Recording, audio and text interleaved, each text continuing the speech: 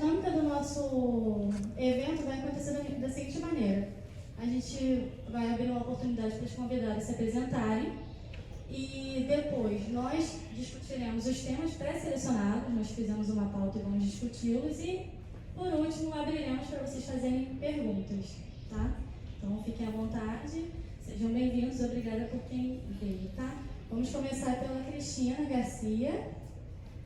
Cristina, você pode se apresentar?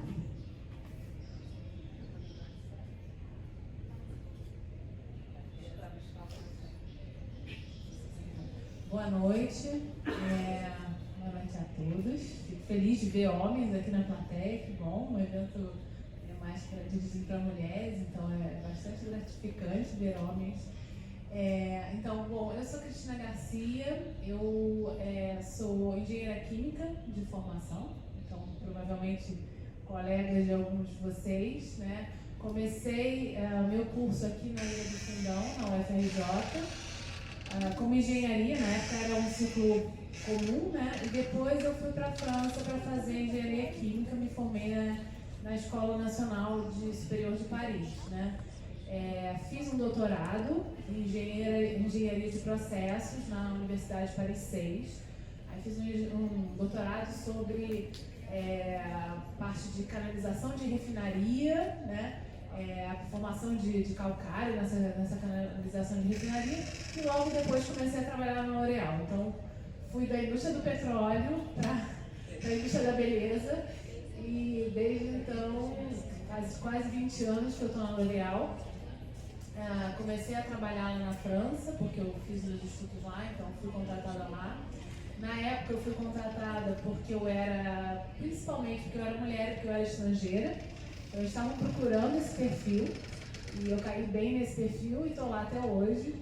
E comecei na França, depois vim para o Brasil, trabalhei 7 anos aqui na fábrica que era da L'Oréal ali na Pavuna, não sei se alguém sabe onde é, que hoje fechou, infelizmente, né? A produção daqui foi transferida para São Paulo. E depois trabalhei em desenvolvimento de produto, uma parte mais operacional, industrial, de realmente desenvolver um produto, custo, embalagem, prazo, etc. E há 4 anos estou trabalhando na parte de direção científica, que é mais a parte que a gente chama de assuntos regulatórios, na verdade, toda essa parte de registro na Anvisa e tudo isso. E uma parte também de comunicação científica, representação da empresa frente a autoridades, Ministério do Meio Ambiente, Anvisa, etc., Ministério de Ciência e Tecnologia. E também sou membro do júri do programa que a L'Oréal tem, que chama Para Mulheres na Ciência, que é um programa que dá bolsas todos os anos para 7 cientistas no pós-doutorado. Então, esse programa é um programa que a gente tem há 15 anos, tenho muito orgulho dele, porque é um programa que realmente incentiva a ciência e a gente acredita que a ciência é que realmente o investir em ciência é um investimento no futuro. Então, sem a gente investir em ciência, a gente não constrói os próximos anos, principalmente quando a gente fala de um negócio que é beleza, que a gente sempre tem que estar trazendo inovação. Então, a gente nasceu com a ciência, né? A L'Oréal é uma empresa que nasceu da coloração inofensiva para cabelos. Não sei se todo mundo sabe disso, mas nasceu em 1909 por um químico, um engenheiro químico que criou essa primeira coloração, que é hoje praticamente a mesma tecnologia que a gente usa para pintar cabelo. E desde então a ciência está no coração dos nossos valores e é o que traz para a gente tudo que a marca traz junto, que é a qualidade, que é a segurança dos nossos produtos, que é a inovação. Então, para a gente realmente investimento em ciência é muito importante. E eu trabalho no centro de pesquisa que a L'Oréal construiu já faz uns 3 anos agora, ali na Ilha do Fundão. Não é um prédio que fica muito visível, né, porque ele fica um pouquinho escondido. Ele fica lá no fundo, na Ilha de Bom Jesus, mas ele é um prédio lindo, muito, muito bacana, um lugar ótimo de se trabalhar. Algumas das pessoas aqui já vieram lá, então, e a gente tenta sempre fazer algumas ações para chamar alguns estudantes também para poderem visualizar o que é trabalhar no laboratório de pesquisa, em cosmético, e também para inspirar pessoas a trabalharem com consciência de cosméticos, né, nesse caso, mas também uma das nossas missões, tá? Bom, estou super aberta para as perguntas depois. Boa noite, obrigada pelo convite, obrigada pela presença de vocês. Meu nome é Luísa, sou engenheira química de formação anterior em técnica e química. Posteriormente fiz uma especialização em ambiental e um MBA em gestão empresarial. Essas duas já no meu ambiente de trabalho. Eu comecei a trabalhar na Lubrizol, que é uma indústria química que fabrica aditivos para lubrificantes, cuja sede nos Estados Unidos, e aqui no Rio a gente tem uma fábrica em Belformoso. Comecei a trabalhar lá em 1993 como estagiária. Depois, em 1995, fui contratado na área de controle da qualidade do processo. Posteriormente, assumi outras funções em áreas diversas, em supply chain, implementação de sistemas, revisão de processos e compras. E agora, há um ano e meio, mais ou menos, retornei para a área de controle da qualidade, processo, manutenção de projetos, dando suporte a toda a área de operações. Na unidade de Belformoso, nós fabricamos aditivos para óleos lubrificantes, aditivos para combustíveis, aditivos para outros segmentos mais relacionados às especialidades químicas. E temos também unidades em São Paulo, Paulínia, né, e escritórios em São Paulo.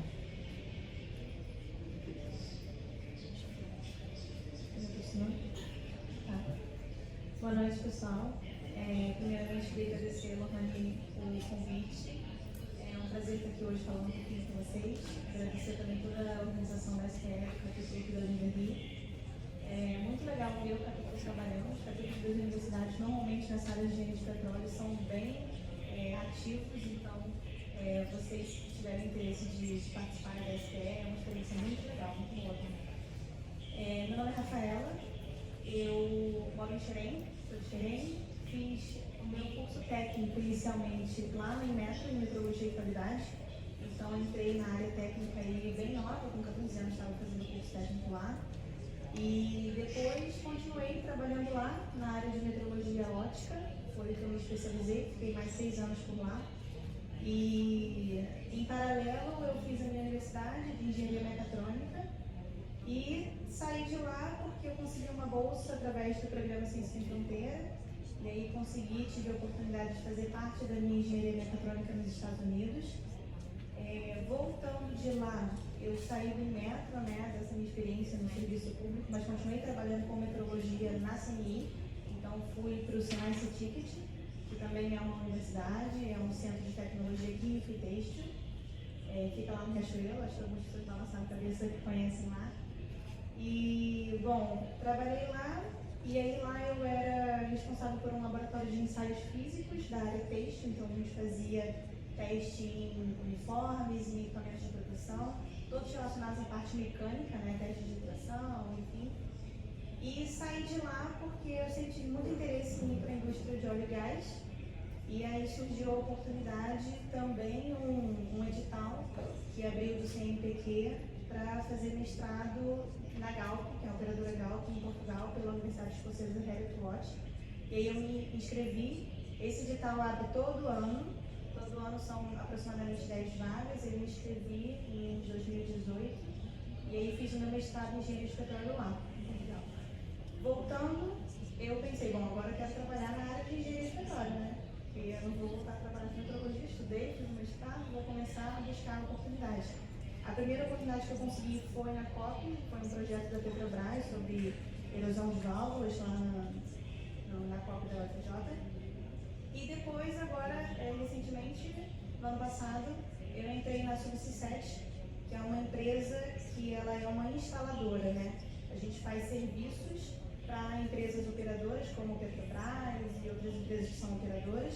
Então, a gente faz a interligação do poço que está lá no fundo do mar, lá no leito marinho, até a plataforma.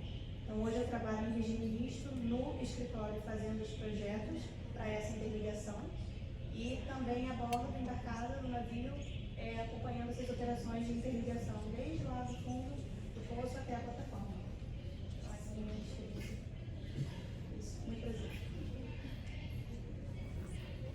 noite a todos. Me chamo Tatiana. Eu sou engenheira de produção, né, de formação. Mas desde sempre comecei a estagiar na parte ambiental, né, numa empresa de consultoria voltada para a parte ambiental. E aí, como a gente costuma falar, o bichinho do meio ambiente me picou. E aí eu permaneci nessa área desde então. Aí me especializei em meio ambiente e desenvolvimento sustentável. Posteriormente também fiz uma especialização na área de segurança do trabalho. E agora ainda estou finalizando a parte de engenharia ambiental. Então, toda a minha formação, né, a minha base profissional foi dentro da área de consultoria ambiental. Então, a partir de licenciamento ambiental, assuntos regulatórios, INEA, IBAMA, Anvisa, então tudo isso a gente trabalhou lá, além de serviços técnicos, né, na parte de plano de gerenciamento de resíduos sólidos, ruído ambiental, emissões atmosféricas, estudo de passivo ambiental, então toda a parte licenciatória, toda a parte de requisito legal a gente estava trabalhando e auxiliando as empresas nessa questão, né. Atualmente eu presto serviço para a Umbrezol, que é a empresa que a Luísa trabalha, então a gente está lá com a parte de ambiente, fazendo a parte de gerenciamento. E é isso, gente, obrigada aí, e qualquer coisa a gente está aberto a perguntas aí no final. Muito obrigada às nossas convidadas. Vamos dar início, então, aos temas que nós separamos. E vamos começar sobre a questão da inserção da mulher no mercado de trabalho e a desvalorização salarial. Bom, antes, né, bem dos primórdios, né, as mulheres estavam acostumadas a cuidar da família, do lar, né, e os maridos eram os provedores. E com a Revolução Industrial, começaram a se inserir, né, digamos assim, no mercado de trabalho, devido à necessidade, né, da época. Então, acabaram que as mulheres e até algumas crianças trabalharam na época da Revolução Industrial. Bom, uma das informações que nós temos é que rendimento, formalização e disponibilidade de horas para trabalhar são alguns dos elementos que permanecem desiguais entre homens e mulheres no ambiente profissional. E o que mostram os dados, né, do estudo de estatística de gênero, indicadores sociais das mulheres no Brasil, apontado pelo IBGE, é que as mulheres trabalham em média 3 horas a mais por semana do que os homens, considerando o trabalho remunerado, atividades domésticas e cuidar das pessoas. E mesmo assim, ainda, né, contam com o nível educacional mais alto, elas ganham 76,5% em média do rendimento dos homens.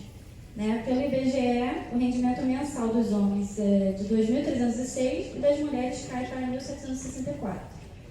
Bom, gostaria de direcionar essa pergunta para a Cristina. Cristina, você está no ambiente na L'Oréal aí desde muito cedo, né, 20 anos, né, de carreira. Você percebeu, né, assim que você entrou, alguma diferença em relação ao salário, né, do que você recebia ou de colegas de trabalho, ou se já tinham muitas mulheres inseridas? Se você conseguiu assim tatear e notar essa diferença?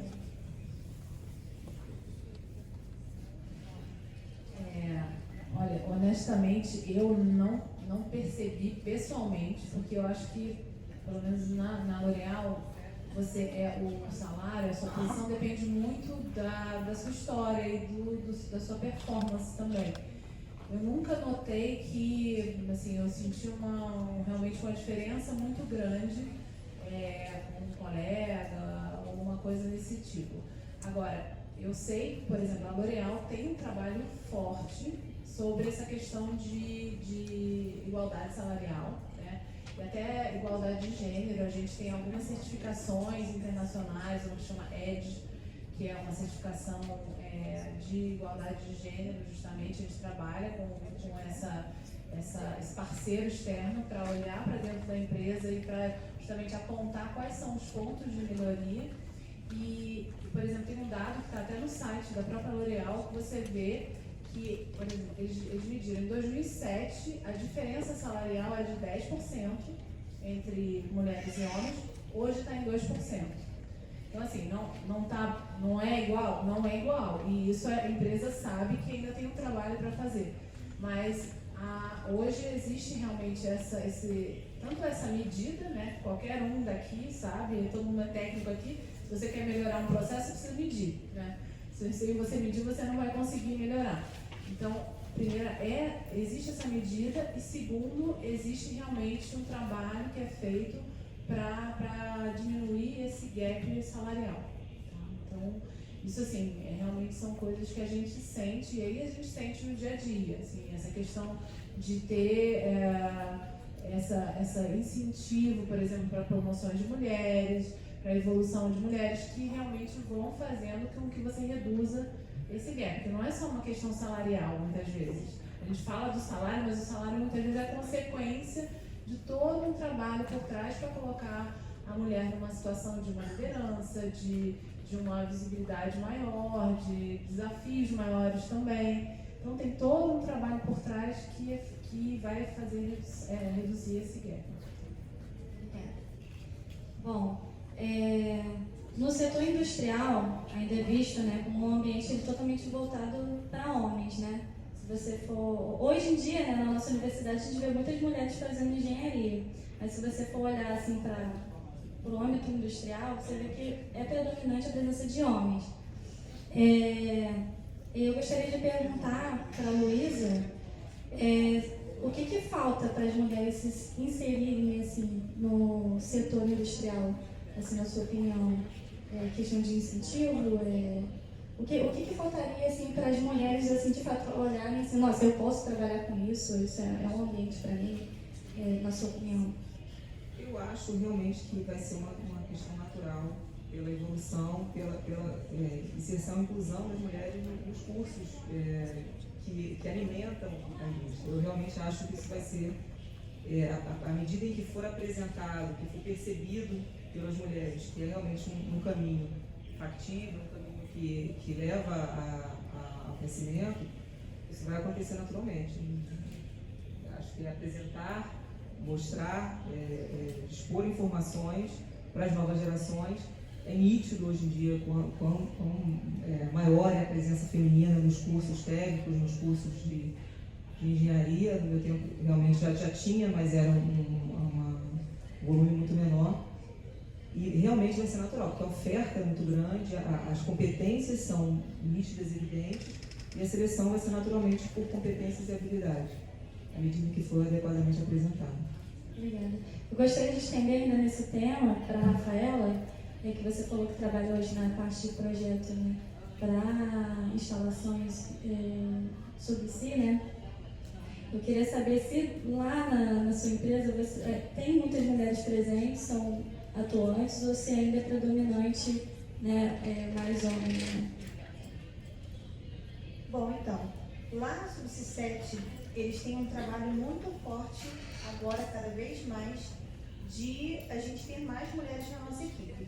Só que uma coisa que eu vejo muito, em relação até à primeira pergunta, é que eu acho que quando você está lidando, assim, falando de uma empresa a nível global, uma multinacional, eu acho que você tem uma força maior, porque isso é um valor que vem desde lá, é um valor global. É uma coisa que a empresa acredita que aquilo é importante e isso vai vindo.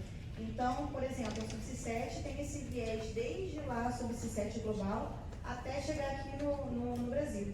Então, eles têm essa busca, né, por mais mulheres.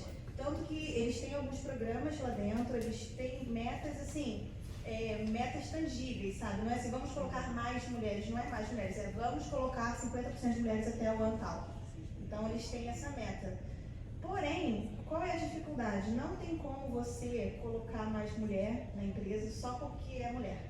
Precisamos ter mais mulheres, então vamos chamar aqui e vamos contratar mulheres. A empresa quer mulheres qualificadas. Então, assim, o que acontece muito é você ter muito mais opção de homens ali candidatando àquela vaga do que as mulheres. Isso é uma coisa que é fato. Então, por que a gente tem tão poucas mulheres se candidatando? Tem poucas mulheres engenheiras e das áreas de exatas também. Aí, por que tem poucas mulheres na universidade? Porque lá no ensino médio não foi feito um trabalho de mostrar para aquela menina que ela pode seguir a carreira que ela quiser, de ciência, de tecnologia. Então, por exemplo, aqui a gente está falando com várias pessoas, várias meninas que estão seguindo essa carreira. Então, assim, vocês param para pensar o que motivou? Foi quem? Foi alguém? Foi um parente? Foi um amigo? Ou foi alguém que foi na escola de vocês e fez uma palestra? Então, por exemplo, até a própria SPE tem um programa voluntário chamado Energy for Me, que o intuito desse programa é justamente ir nas salas lá de ensino médio e mostrar lá, falar sobre ciência, eu chegar lá, uma menina, chegar lá e falar, eu trabalho fazendo isso, e de alguma forma tentar incentivar. Então eu acho que o trabalho ele é mais, como já foi comentado, o trabalho é mais anterior para que a gente consiga ter mulheres capacitadas dentro dessa área para que as empresas consigam contratar. Então a Subsea 7, por exemplo, ela não, hoje em dia, ela tem bastante mulher, mas assim, está longe do objetivo ainda, principalmente offshore, nem se fala, no navios é uma menina praticamente, né? Mas existe essa falta de pessoas se candidatando a essas vagas técnicas também. Então acho que o trabalho é mais anterior. Bom, dando continuidade, ainda falando sobre as mulheres na indústria, nos últimos 20 anos, né, positivamente tivemos um crescimento de 14,3%, então as mulheres vão se inserindo, né, aos poucos no mercado. E assim, mais importante do que só a questão da inserção é o crescimento da mulher, né, dentro da própria empresa. E como ainda tem essa questão, né, de um certo, né, preconceito em relação a isso, porque realmente é um mercado predominantemente masculino, eu imagino, né, eu, novíssima, assim, que estou começando ainda, que de alguma maneira a mulher tenha que ter um certo destaque, né, para alcançar certos lugares, né, dentro da indústria. Eu queria direcionar a pergunta para a Tatiana. A Tatiana eu conheço também da Lubrizol, que eu estagio lá, então eu pude ver um pouco, né, do trabalho dela. E eu queria perguntar o que você acha, né, qual foi o seu segredo? A Tatiana não falou, mas ela abriu uma empresa, né, Eco Innovation. Então, qual foi o seu segredo, né? Qual foram os pontos principais para você ir galgando essas etapas e estar na sua posição que você está hoje? Bom, eu destacaria resiliência, humildade e coragem, né? Porque assim, a gente vem às vezes de uma origem mais humilde, que precisa realmente buscar, né, por sua conta e risco, aquilo que a gente deseja, que a gente espera, que a gente sonha. Então, assim, na minha trajetória, eu destacaria minha resiliência e coragem mesmo para ir em busca daquilo que eu preciso, daquilo que eu sonhava, daquilo que eu esperava para a minha vida. E humildade também, porque a gente está aqui para aprender, né? Às vezes a gente vai aprender, às vezes a gente vai ensinar, então aqui a gente tem que compartilhar. Então, para mim, essas 3 palavras são de suma importância, né? Para tudo na vida, né? Não só profissional, mas também no pessoal. Acho que esse é o ponto principal, né? A gente vai encontrar desafios, a gente vai encontrar dificuldades, mas aí o negócio é não parar, né? Sacode a poeira e continua, porque só depende da gente, né?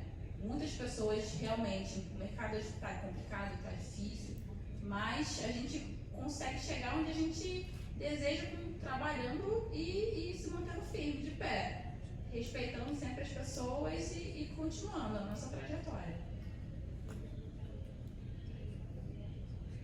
Gostaria de estender a mesma pergunta para a Luísa. Pelo pouco que eu sei, né, você passou por alguns setores dentro da empresa e até chegar à gerência. E uma das coisas que sempre me colocaram em dúvida é em relação a isso, tipo assim, quais passos, né, que eu vou seguir? Foi uma coisa que foi fluindo, você foi caminhando, ou foi algo que você planejou? Eu vou em determinado setor, vou aceitar essa proposta, eu vou atrás dessa vaga para chegar onde você está hoje? Cada um tem uma experiência bem diferente. Eu conheço pessoas que trabalharam, que têm perfis bem diferenciados em relação ao meu. Eu, particularmente, não planejei. As coisas foram acontecendo naturalmente. Tive muita sorte ao longo da vida, tanto na vida familiar quanto na profissional. Tive muito boas pessoas me orientando em todos os aspectos. Excelentes chefes. Então, basicamente, o que eu acho mais importante é estar atento e aproveitar as oportunidades, se preparando para elas. Então, você tem que mapear quais são seus pontos fracos, seus pontos fortes, e trabalhar neles. Então, pessoas em que você confia, que possam dar esse feedback, e você, mais importante, perceber de fato e trabalhar neles, para mim, é o ponto mais importante para a gente conseguir desenvolver o crescimento profissional e pessoal.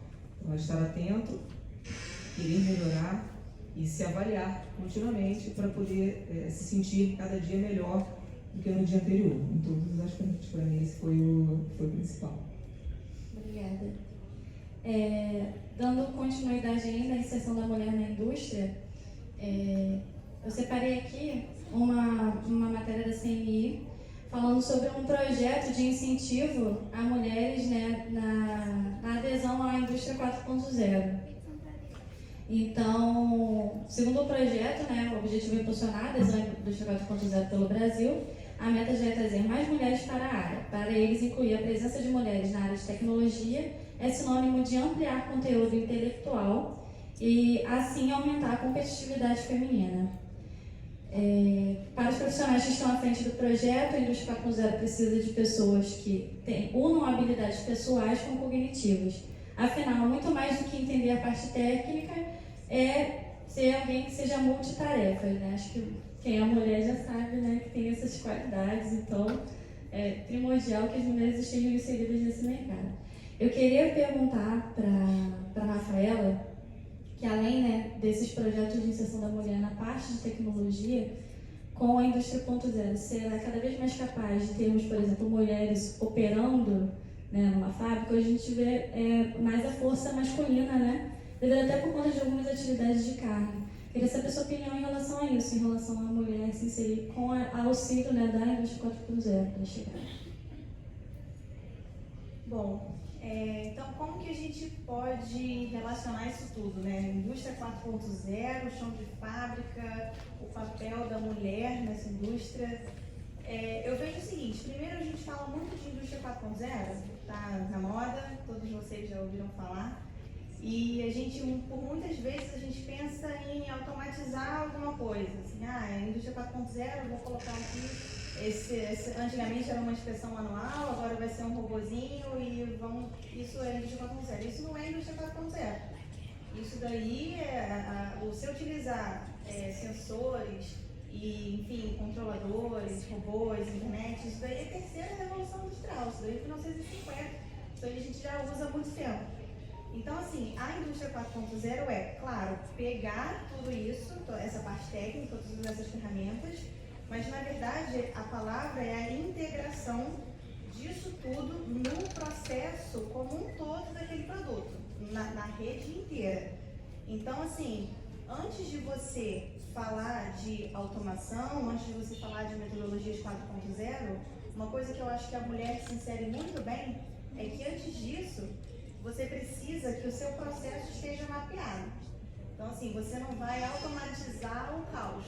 Então, assim, tem uma coisa que vem antes da indústria 4.0, que é a parte de manufatura enxuta, que é você pegar, mapear um processo, ver onde tem os gargalos, ver onde você pode melhorar, otimizar, tira daqui, tem um desvio ali, onde que eu consigo reduzir desperdício. E aí, com isso, você vai ter um processo mais enxuto e aí sim você vai trabalhar em automatizar utilizando conceitos de indústria 4.0, fazendo com que tudo se conecte, gerando dados. E aí, com esses dados que você vai gerar, a gente está falando aí de Big Data, a gente está falando de geração de dados, muitos dados hoje em dia a gente tem, então a gente precisa que esses dados também sejam trabalhados de forma eficiente. E nisso você usa inteligência artificial para fazer o trabalho nesses dados. Então, assim, é uma coisa muito mais complexa, mas que lá no começo, isso, na minha opinião, você precisa primeiro ter um trabalho de mapeamento de processo. Se tem uma coisa que a mulher sabe fazer é mapear processo, é organizar, é ver ali aonde que você tem. Então, assim, na indústria, o trabalho da mulher, ele tem valor, sim, nessa questão do mapeamento, da organização, de pensar como otimizar. Então, eu acho que nisso, a mulher ela tem um valor muito grande, que é um passo atrás de você começar a implementar as metodologias de 4.0. E além disso, também, quando você fala de 4.0 e fala de inteligência artificial, que é o quê? Na indústria 4.0, todo o processo vai ter uma hora que os dados vão para uma inteligência artificial e essa inteligência artificial vai tomar decisões por conta própria, vai ter autonomia. Isso porque a gente que está treinando essa inteligência artificial. Então, assim, a gente está treinando aquela rede neural para tomar aquelas decisões. A gente está ensinando um computador. Só que se você tem input só de um tipo de pessoa para ensinar aquele computador, ou seja, eu sou de uma raça, de uma idade, de um gênero, o computador vai aprender aquilo. E a diversidade, inclusive, tanto de gênero, quanto de raça, de background, de tudo, de idade, quanto maior a diversidade você tem nos dados que você faz esse input para o computador, mais ele vai saber tomar as decisões de forma autônoma, atendendo mesmo uma sociedade real que é muito diversa. Então, o papel da mulher ele é tanto na parte do mapeamento do processo para automatizar, quanto para os inputs dos dados que a gente vai treinar a rede neural para a inteligência artificial, que é basicamente o pilar da 4.0.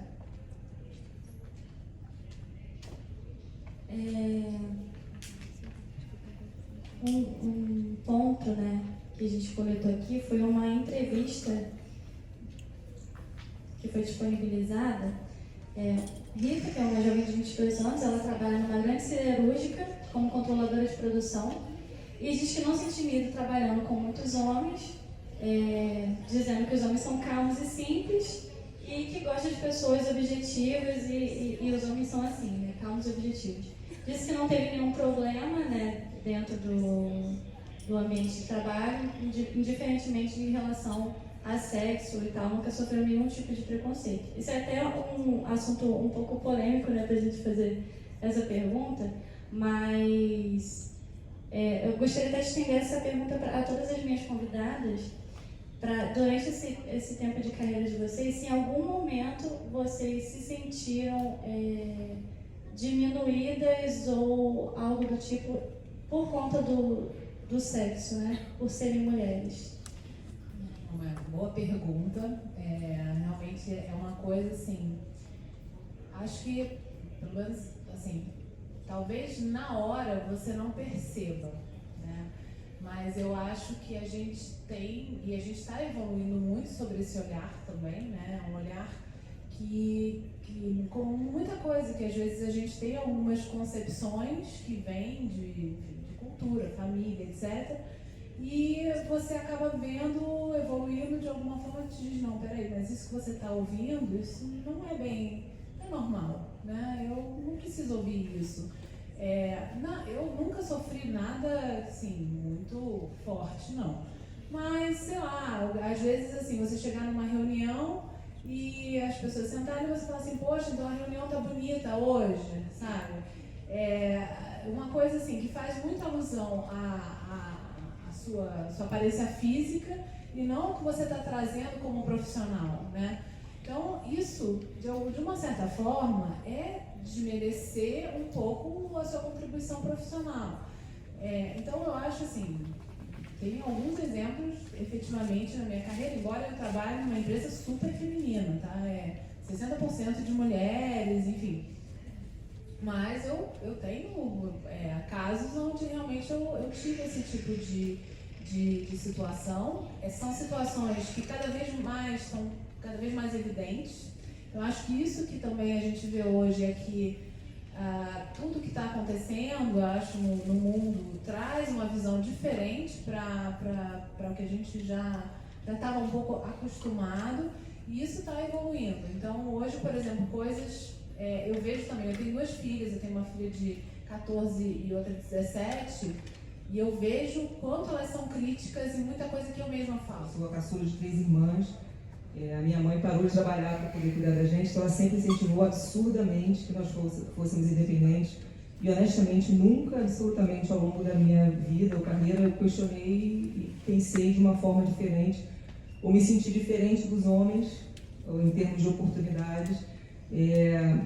Até quando eu comecei a trabalhar lá na Lubrizol, éramos muito poucas mulheres, então isso acabou, o meu sentimento era de que na verdade foi positivo, porque trazia um ponto de vista diferente numa área que era realmente naquele momento bastante masculina. Nós passamos um bom tempo sem contratar ninguém, por muito tempo éramos pelo menos de 10 mulheres na unidade fabril, Hoje a situação é completamente diferente, temos muitas mulheres como um todo, né, na empresa, mas eu sempre me senti contribuindo muito com o ponto de vista mais feminino, olhando com outro olhar para o todo na organização. Bom, eu também estou por essa linha, também nunca me senti diminuída por ser mulher nas empresas que eu já trabalhei, mas eu acho também que é uma questão de você também não gastar energia focando nisso. Então, assim, eu não sei também se sofri, se não sofri, sabe? Não, acho que você não tem que, não é o mais importante. Eu acho que o que você precisa fazer é correr atrás, você precisa estudar, você precisa ter segurança naquilo que você faz, você precisa saber que você é boa naquilo que você faz. E você correndo atrás e se dedicando assim, dificilmente você vai ter uma situação de diminuição se você souber se posicionar. Então eu acho que é mais questão de você correr atrás por você mesmo, independente se eu é mulher, eu sou homem, eu vou correr atrás e eu acho que não tem que ter um gasto de energia muito grande focando em, não, mas eu acho que é porque eu sou mulher que isso, né? Eu acho que de repente, isso é assim, uma dica, na verdade, minha que eu dou assim para vocês, de vocês não prestarem tanta atenção em relação a isso, pelo menos nesse momento inicial de carreira. Porque eu acho também que o momento inicial de carreira e um momento em outras esferas também é um pouco diferente em relação a isso. Mas nesse momento que vocês estão entrando, estão ingressando e vão conquistar o espaço de vocês, eu acho que vocês têm que gastar energia estudando e se dedicando e correndo atrás e não pensando que vocês vão ter limitações e vão ter barreiras. Bom, na empresa que eu trabalhei em si, eu não vi essa diferença, mas nós era uma empresa de consultoria, né? Então em determinada ocasião nós estávamos prestando serviço numa construção de um posto sustentável, né? Então uma área de construção civil, que é uma área que ainda tem muitos homens, né? E aqueles geralmente o pessoal mais bruto, né? Assim, digamos assim, né? O pessoal um pouco mais antigo, e ali realmente não foi bastante evidente, né? A gente ouvia comentáriozinhos, algumas coisas nesse sentido, de que ali não era lugar de mulher, ainda mais que eu cuidava da parte de resíduo, parte de energia, de consumo de água, então uma parte que interferia bastante no trabalho deles, né? Eles tinham que sempre estar lá voltando para segregar corretamente o resíduo, colocar nos coletores corretos, então eu interferia bastante na atividade deles. Então no começo, de fato, eu senti bastante isso. Depois, como a Rafaela falou, assim, você faz o seu trabalho, você se posiciona, você está ali como profissional, então uma hora ou outra eles vão entender o seu posicionamento e aceitar, te respeitar como profissional. Foi exatamente isso que aconteceu, né? Depois de um determinado período da obra, já era tudo tranquilo, eles já sabiam como tinha que fazer, já me respeitavam como profissional. E isso acabou, mas infelizmente ainda acontece, né? Principalmente nas atividades que os homens têm bastante atuação, né? Então, mas assim, acho que o ponto é realmente se posicionar, fazer o teu, né? O melhor que você pode, naquelas condições, que uma hora ou outra eles vão parar com isso e vão acabar te respeitando pelo que você é, não pelo seu sexo, né? Mas pela sua profissão, pelo aquilo que você está ali para fazer. Obrigada.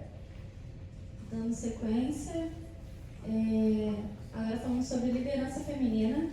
Nós pegamos uma reportagem falando sobre mulheres na indústria automobilística, porém elas não lideram. E eu acho que dá para estender isso, né, para todas as áreas. Segundo o estudo Women in Business de 2017, realizado pela Grant Thornton, eles diziam o seguinte, que foi um estudo feito com mais de 5 mil participantes de 36 países, e a pesquisa indica avanços e também disparidades persistentes no meio corporativo quando o foco são as mulheres, né? O estudo ele vem falando que não existem muitas mulheres em cargos de liderança, né? Então, temos aqui duas profissionais, né?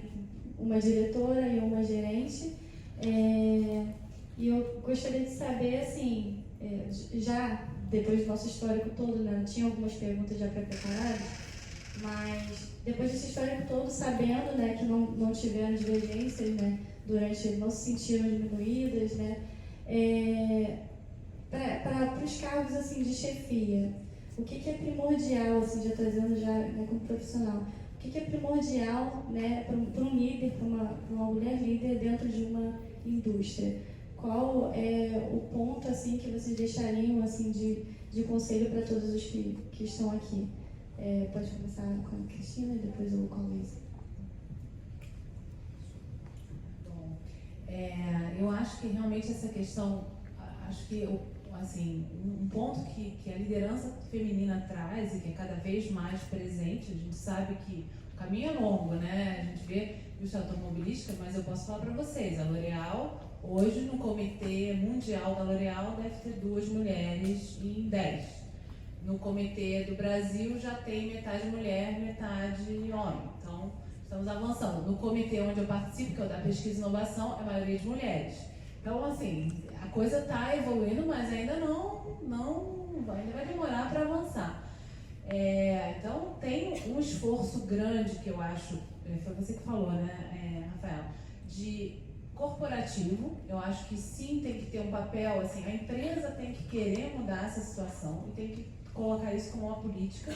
A L'Oréal, por exemplo, tem uma política não só de igualdade de gênero, mas de diversidade. Então, justamente porque ela acredita que você ter diferentes pontos de vista, diferentes visões, até para a inteligência artificial isso é importante, mas para qualquer decisão que você for tomar, é importante também, né? Ter uma decisão que é trazida por uma mulher, por um homem, por um jovem, um velho, enfim. Tudo isso faz com que você realmente enxergue a coisa sob vários ângulos.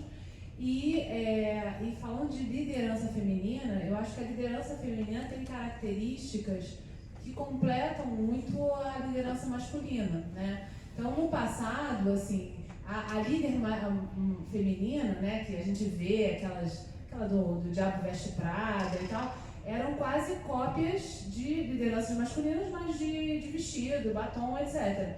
Hoje em dia, eu acho que a gente tem desenvolvido as características realmente da liderança feminina, que às vezes são mais inclusivas, são mais assim, analíticas em um certo ponto, são menos precipitadas. Então, tem questões que são mais características dos nossos traços, assim, da nossa história feminina, digamos, que vão completar a história, assim, os líderes masculinos.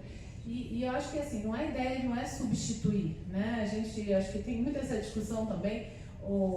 Você ter mais mulher não quer dizer que você vai excluir os homens. É só, assim, estamos juntos e cada um com o seu lado, cada um com a sua visão, a gente consegue fazer uma coisa mais completa, mais redonda. Então, para falar um pouco, eu acho que na questão da liderança feminina, realmente é ter a confiança de que as suas características pessoais, a sua visão, a sua análise da situação justamente traz uma diferença. Você tem que trazer a sua diferença.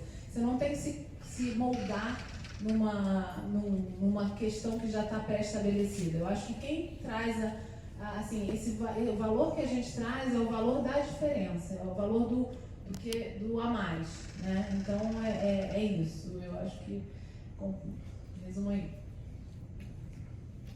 Bom, a Luísa tem uma situação semelhante à da L'Oréal com relação à diversidade na liderança.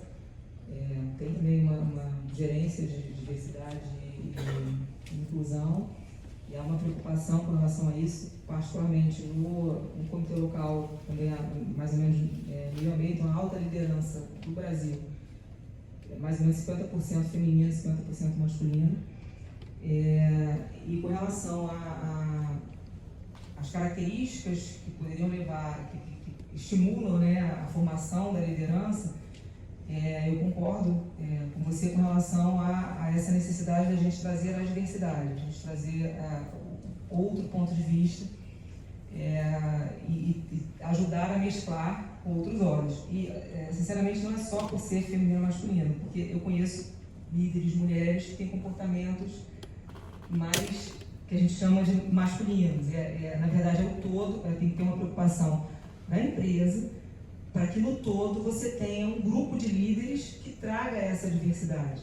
E algumas características são mais preponderantes nas mulheres, outras características são mais preponderantes nos homens, mas não necessariamente apenas, entre aspas, por serem mulheres ou homens. Então a gente tem que estar preparado, a gente tem que estar, novamente, como eu ia falar, atento aos nossos pontos fortes e fracos, entendendo o que é importante para a empresa em termos de pontos fortes, né, de características positivas, trabalhando isso e estar atento às oportunidades de crescimento. Para mim, esses são os pontos mais importantes para a gente trazer. Eu realmente acho que isso acaba sendo natural se a gente tiver essa percepção. Uma característica feminina que, para mim, é das mais importantes e eu valorizo particularmente é a empatia. A gente está, normalmente, é mais comum que as mulheres tenham essa característica, mas conheço muitos homens, tive muitos chefes que eram super, hiper, ultra empáticos e me ajudaram muito ao longo da carreira, mas algumas características são mais, nos ajudam mais a trazer essa diversidade. Se a empresa tiver essa preocupação em mesclar as características, você tem um conjunto favorável para que haja esse crescimento até uma liderança. Obrigada. E você, Rafaela, no caso, você, olhando assim para a empresa que você está hoje, você vê uma oportunidade, assim, é nítida uma oportunidade, um planejamento de carreira, independente, né, do sexo, você consegue visualizar isso e ter pontos assim, eu posso seguir por tal caminho? É bem claro isso? Você consegue visualizar essa oportunidade? Sim, lá na Subsi isso é bem nítido, tanto que existe até um programa do IBP, do Instituto Brasileiro de Petróleo, que é um programa de mentoria, que ele pega assim, mulheres de lideranças assim, de determinadas empresas e formam duplas com pessoas de outras empresas, e aí eles organizam algumas vocês têm 12 encontros para fazer durante esse ano, por exemplo. E aí essa mulher, que é uma mulher já experiente, que já tem um cargo de liderança, segue uma pauta para discutir mensalmente com uma outra profissional que está ali num nível já trabalhando, mas buscando uma liderança. A Subsi 7 participa desse programa, lá junto ao IBP, então existe esse trabalho lá dentro de uma pessoa do Subsi ser mentorada por alguma outra pessoa de outra empresa que já tem um cargo de liderança. Além disso, isso é uma das demonstrações, né? Além disso, existem os encontros mesmo para falar sobre plano de carreira. Então, lá no Subsi isso é muito, muito forte, no sentido de é obrigatório você ter um encontro ali com o seu gestor para você dizer o que você quer, onde você quer chegar, se você quer seguir por um caminho de liderança, se você quer ficar numa área mais técnica, se você quer ficar offshore. E isso não é assim, se você quiser você fala, não. É obrigatório que você fale para você conversar sobre o seu plano de carreira. Então, eu vejo espaço na Subsi, claro que ainda está sendo uma busca, mas eu acho que eles estão trabalhando bastante em relação a isso, vindo de uma demanda externa, né? Vindo de uma cobrança mais global, em termos de Subsi 7 global, que quer fazer esse trabalho aqui. Então, ultimamente eu tenho visto bastante. Obrigada. Bom, farei um último comentário antes de iniciarmos as perguntas, que diz sobre a perspectiva do mercado, né, para as mulheres, né? Apesar do cenário complexo e desigual, as mulheres têm lutado para conseguir seu espaço, e o que nem todos sabem é o potencial que elas possuem para o mercado, né, de trabalho que ele cresça. O aumento da presença feminina no mercado de trabalho poderia injetar 382 bilhões na economia brasileira. Então, isso já tem sido uma meta, né? Inclusive, os países que fazem parte do G20, eles têm metas para serem cumpridas até 2025, com o propósito de aumentar o número de mulheres no mercado de trabalho. Então, muito obrigada, né, por todos os conselhos que vocês deixaram aqui. Muitos dos meus pensamentos, até meus preconceitos e medos, né, que eu tinha em relação ao mercado, eles foram sanados aqui, né? Porque a gente que está começando agora, né, que estou estagiando, por tudo que a gente vê, né, fora, nem sempre é o que é a realidade, né, do trabalho em si. Então, acredito, né, o conselho que fica para mim é: continue se esforçando, fazendo o seu, que você vai ter um diferencial independente de ser mulher ou não. Gostaria de abrir para as perguntas. Quem deseja fazer pergunta para os nossos palestrantes? Ninguém, gente? Ninguém tem curiosidade nenhuma. A Rafaela,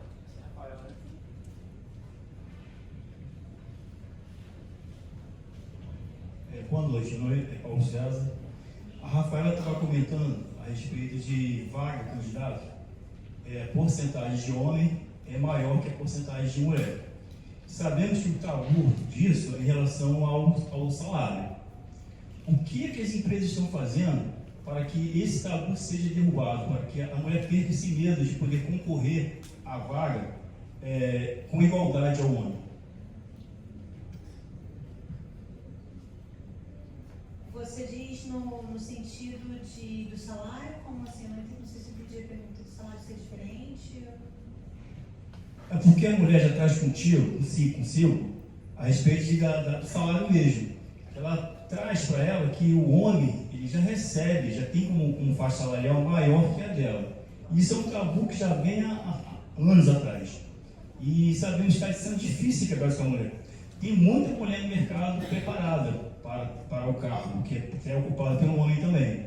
Porém, ela tem na cabeça dela que ela vai receber menos que um homem.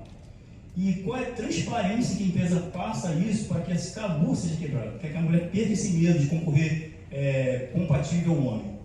Porque ela sabe que vai chegar lá, provavelmente o salário dela vai ser inferior em que o homem possa se receber. Só que isso não é mais, explícito nas empresas. As empresas deixam bem claro que o salário é compatível, tanto masculino como feminino.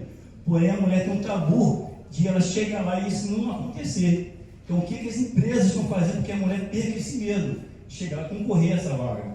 Entendeu? Agora, entendeu a minha pergunta, minha colocação? Sim.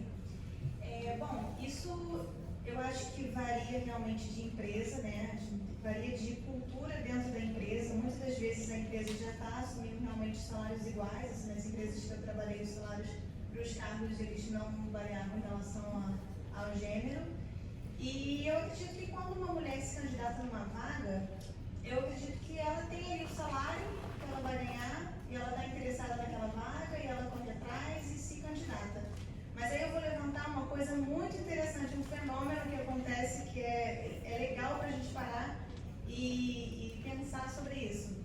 Muitas das vezes tem uma vaga lá e aí a vaga quer que você seja graduado, que você tenha mestrado no exterior, que você fale 5 idiomas, que você faça trabalho voluntário, que você tenha uma startup, que você tenha, né, é a vaga. E aí, a mulher, existe um fenômeno que a mulher olha o requisito dessa vaga e ela fala: poxa, eu tenho graduação, tenho mestrado, falo 5 idiomas, tenho startup, poxa, eu não faço trabalho voluntário, não vou me candidatar não. E os homens têm um fenômeno assim: pô, eu não tenho mestrado, não trabalho, tá? Pô, mas eu sou graduado, eu vou me candidatar. Então existe um fenômeno, é interessante porque assim, quando eu estava procurando entrar na área de petróleo, eu fui em eventos de RH e conversei com o pessoal, fingindo, faz bastante evento. Eu ia nesses eventos e eu via o pessoal do RH falando sobre isso. E eles falam assim, aqueles requisitos que estão ali na vaga, gente, muitas das pessoas que vão ser contratadas não se encaixam em tudo aquilo não. Mas as mulheres, elas têm uma tendência a se ela, não falo 5 idiomas não, falo 4. Não vou me candidatar. E o cara fala assim, fala português, tá joia? Existe um fenômeno, e é engraçado isso, porque isso é realmente uma coisa que me foi passada por representantes do RH. Só para completar um pouquinho essa resposta. Isso, inclusive, é objeto de estudo, tá? Tem um estudo que foi feito, que mede justamente para uma mesma vaga, qualificações diferentes, os homens se candidatam com muito menos qualificação que as mulheres. Então, não é uma questão assim, não é um sentimento só não. E o que eu acho que o que a gente pode fazer, né? O que as empresas podem fazer, o que a gente como sociedade pode fazer como um todo, é justamente quebrar um pouco esse tabu, né? É fazer programas, como ela falou, de mentoria para mulheres, então que uma mulher vai explicar para outra, vai contar a sua história, é fazer coisas como a gente está fazendo hoje, dizer é possível, nem tudo é fácil, mas você tem que também persistir, você tem que saber qual é o seu valor e botar a sua capacidade de trabalho lá para realmente fazer a prova, etc. Então, é esse tipo de coisa que eu acho que faz com que justamente você mude um pouco isso, porque, enfim, eu acho que às vezes a barreira ela é muito interna. A gente, mulher, e tem até uma coisa bem interessante, um livro que foi feito por uma mulher, que chama Be Brave, Not Perfect, que é seja corajosa, não perfeita. A menina, ela é educada para ser bonita, para ser perfeita, para ser princesa. O menino, ele é educado para ser aventureiro, para brincar, para extravasar. Então isso vem desde a nossa educação mais profunda. Então, que assim, a gente tem mulheres, aí eu também, como você falou, a gente não pode generalizar, mas geralmente a gente tem esse comportamento de ter que fazer tudo maravilhoso, perfeito. Então, assim, nada pode escapar. E aí, quando a gente vai se candidatar, a gente vai falar assim, não, peraí, mas faltou isso. Eu vou focar naquele que faltou. Eu posso ter todo o portfólio ali, mas eu vou focar no que faltou. O homem não, vai falar assim, peraí, eu tenho já isso aqui, eu vou tentar. Então, assim, mais uma vez, não quero generalizar, mas existem essas tendências de comportamento e o que a gente tem que fazer é, primeiro, percebê-las. Então, isso é muito importante, falar, peraí, será que eu não estou sendo exigente demais comigo mesmo? Será que eu não... Poxa, deixa eu tentar. E ter pessoas do lado que vão falar assim, vai, você pode conseguir ter exemplos também para inspirar essas meninas. Então, é todo esse conjunto de coisas que faz com que a gente possa realmente ultrapassar essas barreiras internas. Muitas vezes elas são internas, tá? Tem as externas também, não estou querendo minimizar não, mas as internas também a gente não pode desprezar. Alguém tem mais alguma pergunta para fazer?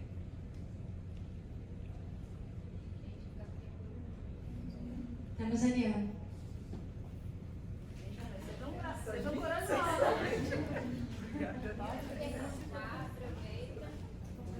Pode ser qualquer uma, não tem problema.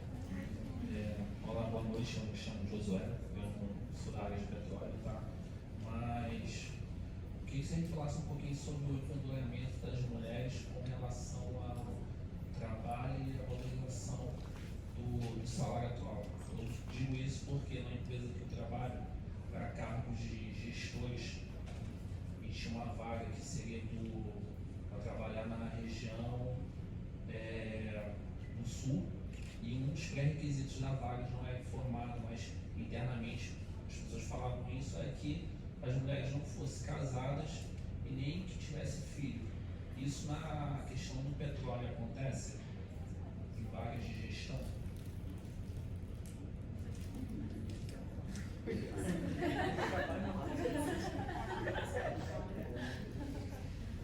Olha, isso é uma questão assim até um pouco complexa, porque eu acho que vai muito também do que a mulher quer, né? Acho que vai do desejo também dela, assim.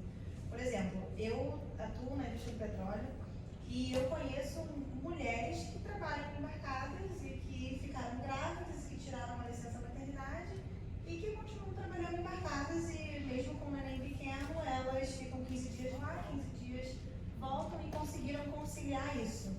Então, assim, o que eu acho que, de repente, o medo que existe de você pegar e contratar uma mulher com uma vaga dessa, é que você ter um bebê, por exemplo, e você trabalhar nesse regime offshore não é fácil. Então, eu acho que pode existir, talvez, uma insegurança no sentido de se aquela pessoa vai ficar. Eu acho que isso pode acontecer. Mas, assim, em relação a ter esses requisitos, aí, de novo, é uma questão cultural da empresa, né? Aí a sua empresa e as lideranças da sua empresa são coisas que eles acreditam, né? São coisas que eles têm os requisitos deles para os candidatos. mas eu acredito que existe ainda essa ideia de, de repente não vai dar conta, vai tem que contrabalancear ali o casamento com o filho, porém que eles não sabem, assim, que outras empresas, também da área de petróleo, por exemplo, até lá no Sul mesmo, eles têm programas para isso, sim, e para incentivar, e você pode conciliar a sua carreira, se for do seu desejo, você vai conseguir conciliar a sua carreira com o filho, com o marido, se também não quiser ter filho, quiser ter marido, também tudo bem, e, entendeu? Então eu acho que é uma questão, de novo, das lideranças da empresa, o que elas estão pensando, né, sobre isso.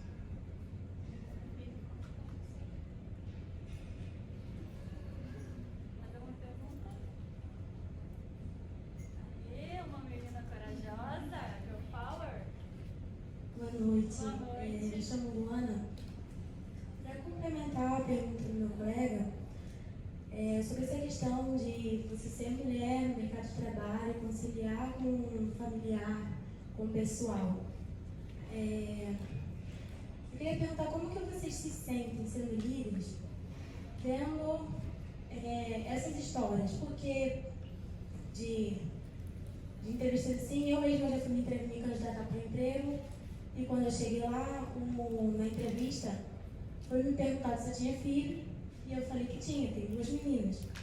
E foi na lata dito que não servia para o cargo porque eu tenho filho. E assim, com tudo o que vocês estavam falando, a Cristina, não é? Comentou sobre o filme O Diabo Veste Prada. Na indústria cinematográfica, ela mesma coloca o perfil da mulher líder ali como uma mulher firme, que não tem família, ou se tem, não tem tempo para a sua família, é uma pessoa bastante impessoal, não tem sentimentalismo. Então eu queria perguntar como que vocês, sendo líderes, sendo mãe, você falou que tem 2 filhos, também adolescentes, que é uma fase de construção ali, uma construção social, como que vocês se sentem em relação a isso? E como que nós aqui, mulheres e homens aqui na plateia, poderíamos mudar essa visão lá fora? Porque a gente está aqui, tem a industrial, mas a gente também é uma coisa que tem que construir lá fora, no social. Bom, obrigada pela sua pergunta. Acho que é uma pergunta bastante profunda e bastante importante. Acho que muita gente se pergunta isso, e a gente, eu acho que cada um vai dar um depoimento diferente, porque eu acho que a gente não pode, de alguma forma, desvincular a vida profissional e a vida pessoal, né? Você pode estar até durante um tempo limitado da sua vida, mas em algum momento você vai querer, enfim, aquilo não vai ser suficiente, você vai querer ter a sua vida pessoal. E aí, mais uma vez, cada empresa é uma empresa, cada cabeça é uma cabeça, mas eu, sinceramente, eu acho que uma empresa que fala isso, tipo, eu não vou contratar uma mulher que tem 2 filhos, ela está com uma visão muito curta. Porque isso é naquele momento. Depois você pode ficar grávida. Depois, assim, se ela não sabe lidar com isso, ela tem um problema. Problema grave, porque ela não vai ter funcionários que vão se engajar com aquela empresa também. Da mesma forma com que aquela empresa também não aceita as escolhas pessoais que aquela empresa que você faz, que o funcionário faz.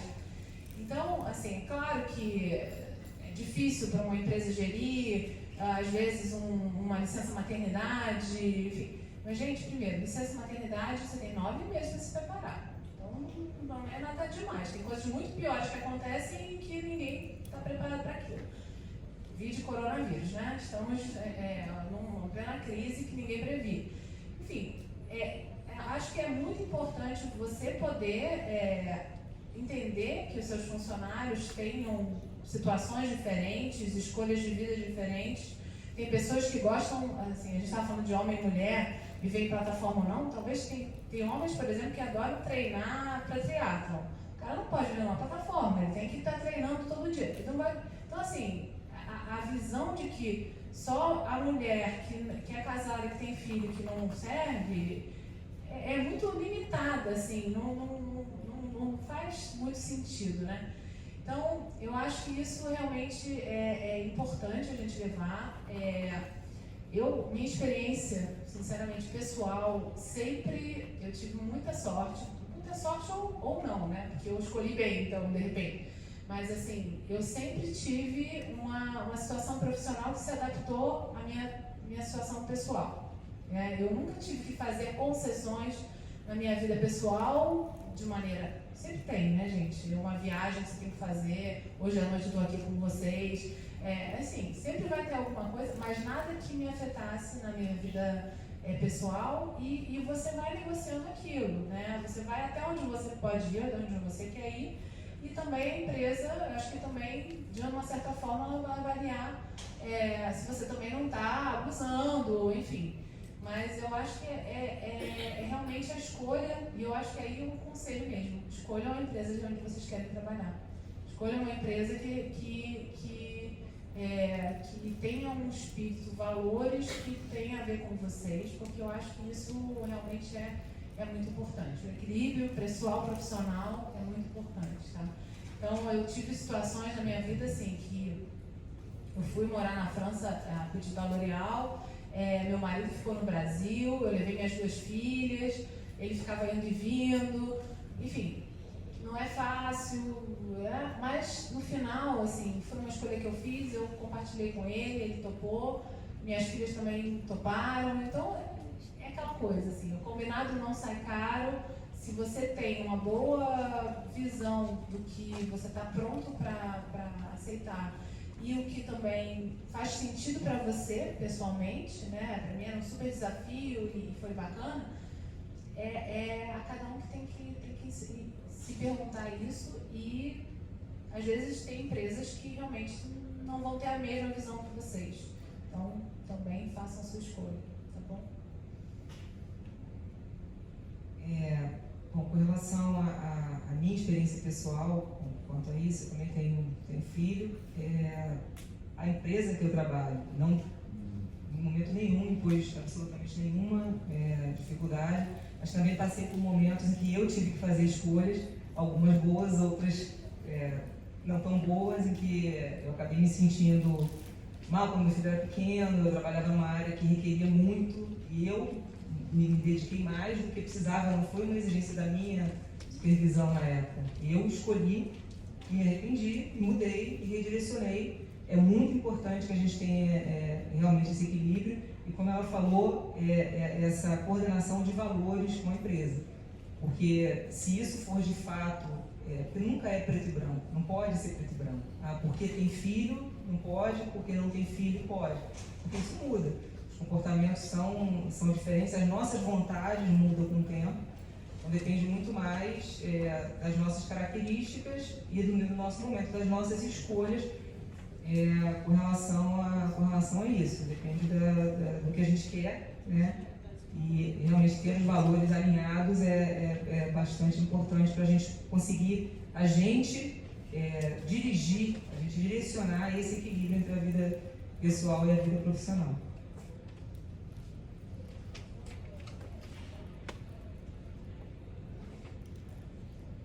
Mais alguma pergunta?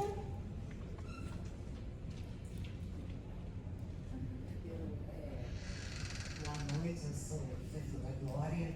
Bom, quase todo mundo aqui me conhece.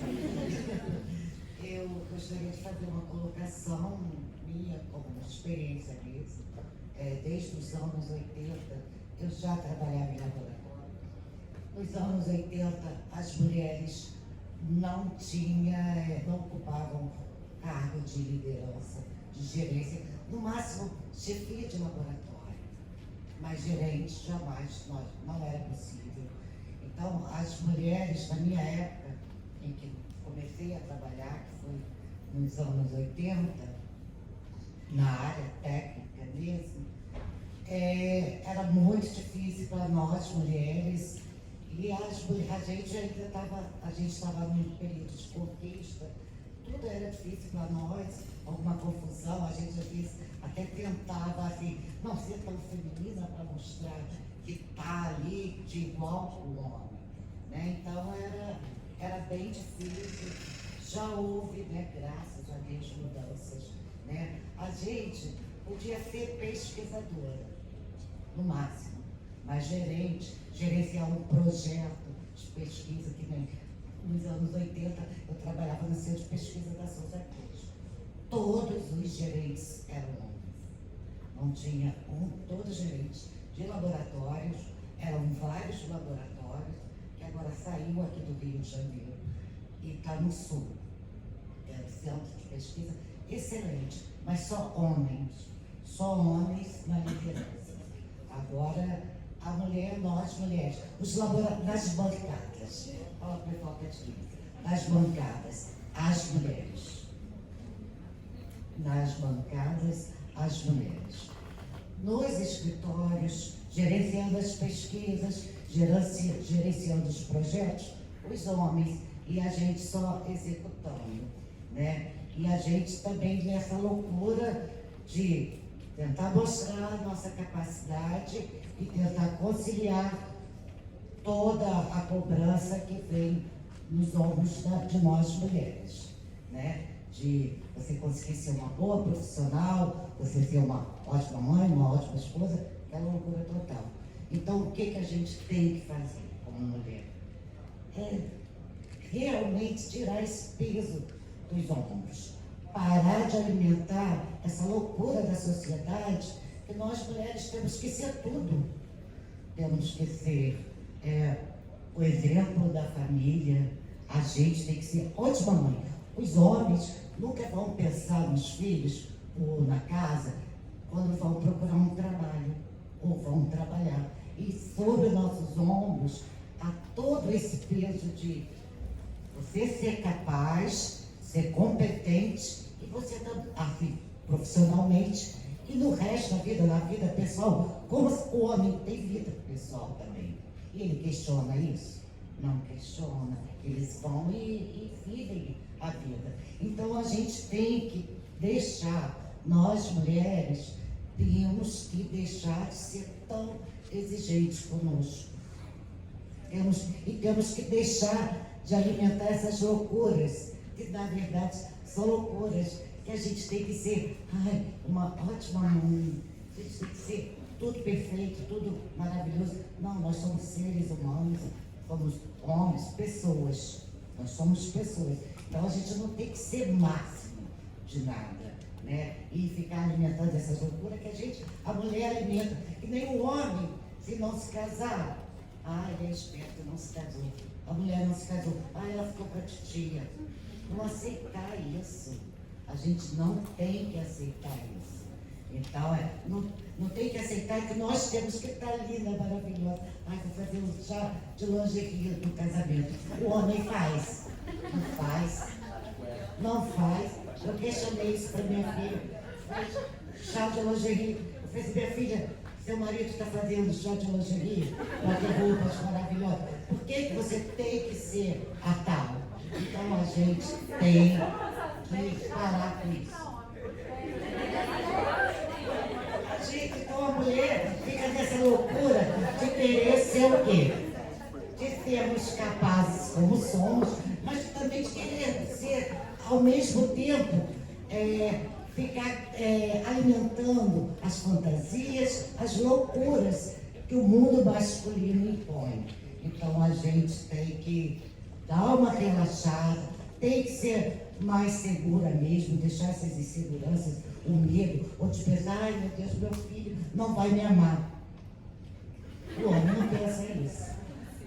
Entendeu, gente? Então assim, o papo de alguém que já tem 40 anos de mercado de trabalho e assim, a gente tem que ir vivendo e não se cobrando exageradamente, né? E a nossa família, tudo é importante para nós, a família, assim como é para o homem também. A gente pensa que é só para a gente, para o homem não é. Para eles é importante também. Então, a gente ter um pouco mais de serenidade conosco mesmo, a mulher com ela mesma. A gente deixar de se cobrar tanto. Nesse Dia das Mulheres, gostaria de deixar esse papo aí para vocês. Tá bom?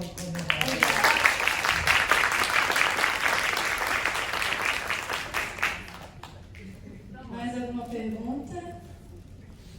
Hoje esse enriquecimento aí do discurso empoderado, maravilhoso, professor Linor. Mas não? Então, gente, muito obrigada pelo comparecimento. Buscar o conhecimento além da sala de aula é super importante, né? A gente tem que parar com esse pensamento tipo, vai dar horas complementares? Então a gente não tem que ir atrás de horas complementares, a gente tem que ir atrás de conhecimento. Tá valendo, tá? Só para você saber. Não vamos dever ninguém, mas muito obrigada aos nossos convidados, a Tatiana, a Rafael, a Luísa e a Cristina. Foi valioso estar aqui com vocês. Muito obrigada mesmo. E obrigada a vocês.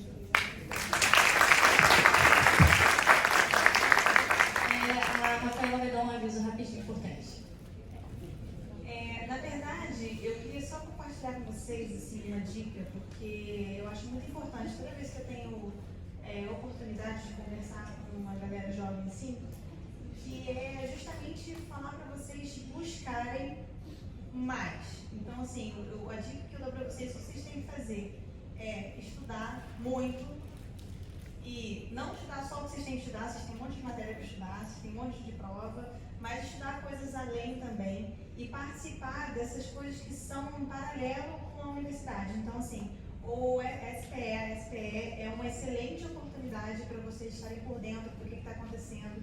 Dentro da SPE tem alguns programas de voluntário, então assim, vocês podem participar do capítulo, vocês podem participar do WIN, que é um programa que a gente faz que se chama Mulheres na Energia. Então, nesse programa WIN tem muita gente já participando e aí a gente faz palestra, a gente faz encontro, a gente troca muita ideia com mulheres que são atuantes no setor de petróleo, né? Tanto instaladoras, operadoras, todo mundo junto ali, cada um de uma empresa diferente.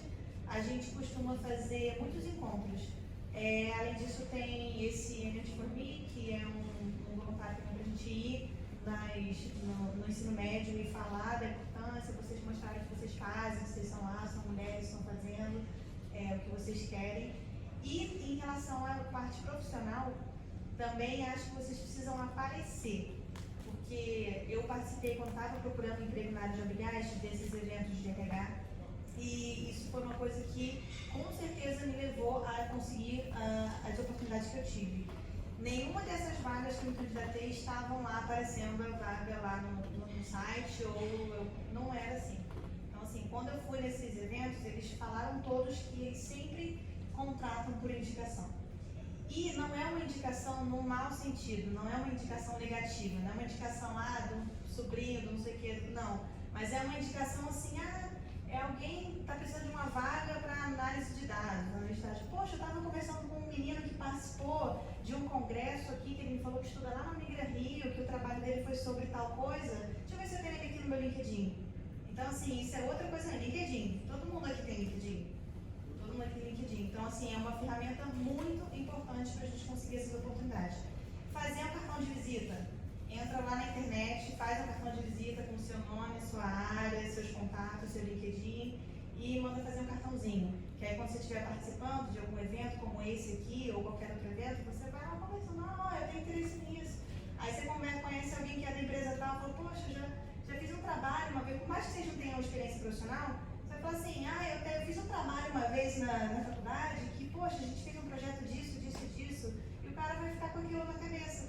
Poxa, alguém está ali, poxa, que aluno esforçado, interessado. E isso, essa rede, esse network, ele vai passando e ele funciona.